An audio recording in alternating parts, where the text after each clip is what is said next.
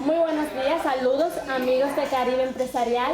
En este nuevo segmento, su segmento, estamos aquí con la presidenta de la Asociación de Constructores y Promotores de la Vivienda, ACOPROVI. En el día de hoy vamos a estar hablando de los avances post-pandémicos en el sector de la construcción y también de las viviendas de bajo costo.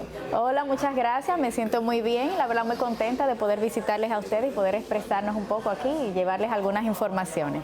La pandemia, para la Organización Mundial de la Salud, hace poco que terminó esa emergencia. Pero en el sector construcción, ¿qué tanto afectó? Es un sector muy importante, incluso nosotros somos el 15.2% del PIB en el pasado trimestre. Y la pandemia ha sido muy retadora. Nos ha traído muchos retos, también muchas oportunidades, pero nos ha traído muchos retos. Sabemos que no ha sido solo para nuestro sector, hay otros sectores que también les ha afectado mucho, pero en el caso nuestro los efectos han sido considerables. Algo que me da mucha curiosidad es el tema de las viviendas de bajo costo. El gobierno realizó lo que fue la creación de un incentivo para esta parte de la construcción. Ese dinero, ¿qué tanto ayudó para las viviendas de bajo costo?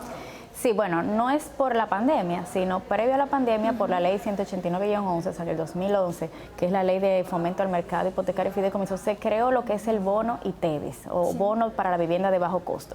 Es uno de tantos incentivos porque ahora existe más con otros programas de creación de vivienda como Mi Vivienda y Familia Feliz, que han creado incentivos para este tipo de vivienda y la verdad que han funcionado de manera impactante.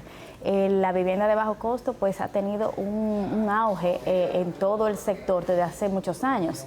Ya luego en la pandemia también han habido otras medidas que han favorecido este tipo de vivienda. Por ejemplo, a principios de este año tuvimos una liberación de encaje por parte de las autoridades del Banco Central que ha dinamizado muchísimo la colocación de este tipo de viviendas, que vino a dar respuesta a lo que comentábamos ahorita. Según la situación era retadora en el aumento de precios, en el aumento, este tipo de vivienda pues se dificultó su colocación. Entonces, porque subieron los precios y sabemos que el nivel adquisitivo tampoco ha aumentado de la manera igual. Entonces, debido a eso, estas medidas como el encaje legal pues disminuían hasta 400 puntos en la tasa de interés que pagarían las personas al momento de adquirir las viviendas. Y eso ha dinamizado en este trimestre, en este último semestre, pues la colocación de ese tipo de viviendas. ¿Qué porcentaje ha aumentado las ventas después de la pandemia? Sí, bueno, estuve viendo estadísticas ahí y veo que para febrero de 2023 la DGI publicó que el promedio de ventas había aumentado más de un 40% por encima del promedio histórico, que era un 11 punto y pico. Eso quiere dejar dicho que este año, tal vez producto de las medidas del encaje legal y otras medidas que han venido llevando, pues los cierres de ventas han aumentado muchísimo. ¿Consideras que puede haber otra liberación de encaje si los precios no disminuyen? La realidad es que lo que va a pasar es que como la liberación de encaje se ha colocado de manera tímida, porque se liberaron 21.000 y pico de millones y solo van 3.700 y tantos colocados, lo que se espera es que haya una ampliación de la base del encaje. Es decir, el encaje ahora mismo fue hasta el tope de vivienda de bajo costo y pudiera ampliarse tal vez a vivienda media o cambiarse también su conformación, porque el encaje actualmente se conformó como 80% para adquisición y 20% para préstamo de construcción. Entonces, cuando cambian esos factores, pues ese mismo encaje que se había liberado pudiera de alguna manera dinamizarse su colocación. Y es lo que nosotros esperamos, que en cualquier momento recibamos esa excelente noticia de nuestras autoridades monetarias. De completar el encaje de seguir colocando, ampliar la base del encaje que ya fue liberado, de modo que puede utilizarse, porque gran parte del encaje liberado no ha sido utilizado todavía. ¿Por qué?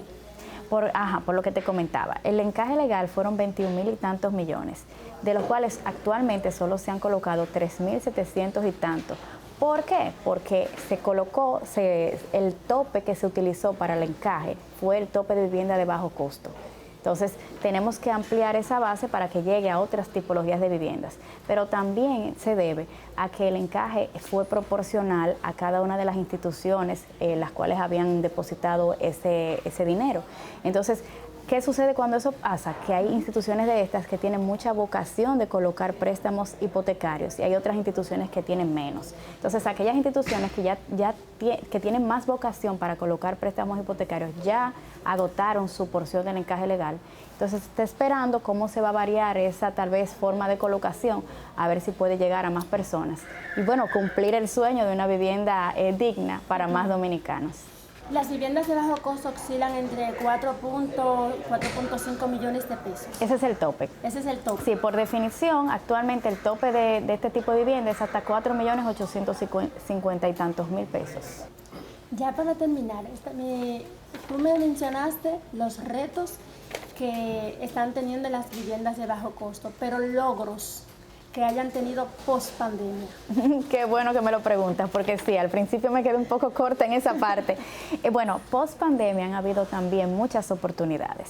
Sabemos que todas las personas pues ahora aprecian más lo que son las condiciones favorables en su vivienda.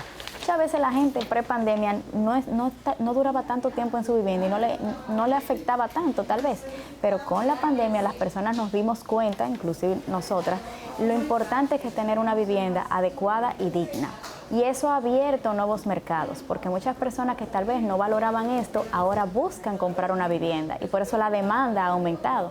A su vez hay personas que ya tienen tal vez un poco más de poder adquisitivo, que entonces no solo desean tener su vivienda para vivir en el día a día, sino que desean una segunda vivienda para ir los fines de semana.